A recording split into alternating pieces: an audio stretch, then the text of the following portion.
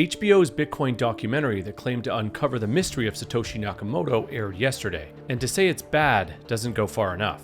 In this video, I'll go through all the things they get wrong, and why the film's stunt to add hype might actually pose a real-world threat to someone's life.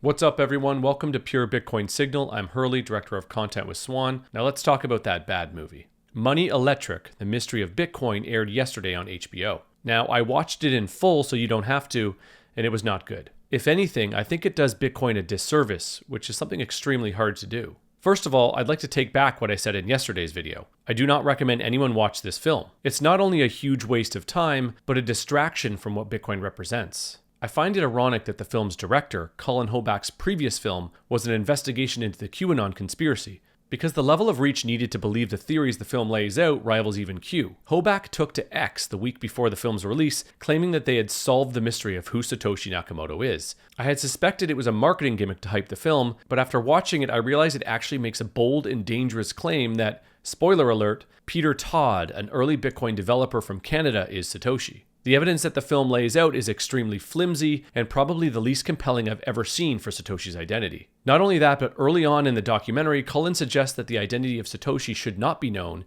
because it could endanger the person's safety. Then, ironically, he proceeds to recklessly accuse Peter Todd of being Satoshi without actually providing any proof. I find this reckless, dangerous, and shameful, and it shows the only thing he is concerned about is the film's success, even at the expense of a real person's life. The film's aha moment that is presented as the strongest piece of evidence was a reply Peter Todd made to Satoshi on the original forums in December of 2010.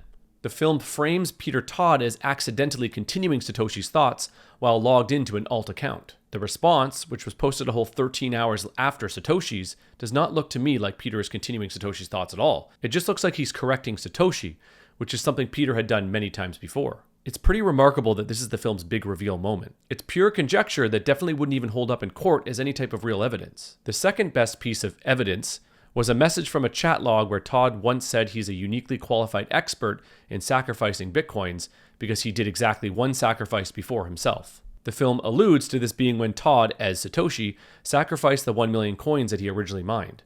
Again, no proof, just weak conjecture and innuendo.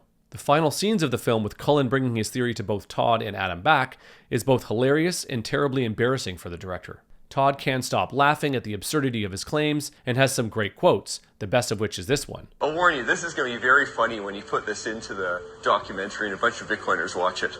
And of course, Todd was right, as Bitcoiners will either never watch this garbage or will poke holes in it and make fun of it for years to come. But besides showing terrible investigative skills, providing no real evidence, and a pretty dangerous assertion, the film itself is unserious with a sometimes mocking and undermining tone. And this is why I think the film does a disservice to Bitcoin. While it may provide some basis for people to perhaps better understand how Bitcoin works, it doesn't provide any real-world basis for its value proposition or why it's being taken more and more seriously by massive institutions and nation-states. The film, and anything else trying to focus on Satoshi's identity, is a distraction from the real reason why Bitcoin exists, the huge problem it solved, and the massive potential it has to completely change the game of money and power. So I hope Peter Todd stays safe, and that this shameful documentary doesn't put his life in danger. And I hope the filmmakers realize the time they wasted making it, and everyone who spent the 100 minutes watching it. I'll never get those minutes back.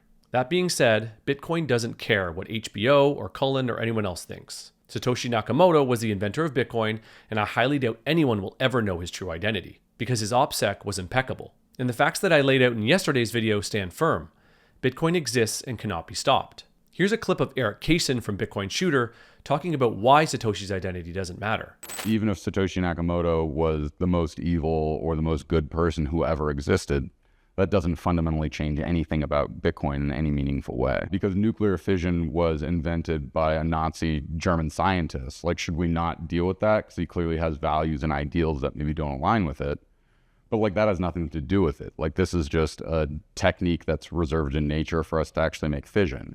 And the same thing with Satoshi Nakamoto's. He just brought all of these pieces together in such a way that he was able to present an actual decentralized, robust, new model to have a monetary system that has absolutely nothing to do with him. That's the real beauty of it.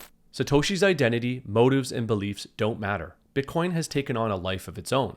TikTok, next block. That's it for today. Let me know what you think of all this in the comments. Like this video, and don't forget to subscribe for more Bitcoin Signal. Thanks for watching, and remember, Peter Todd is not Satoshi. We are all Satoshi.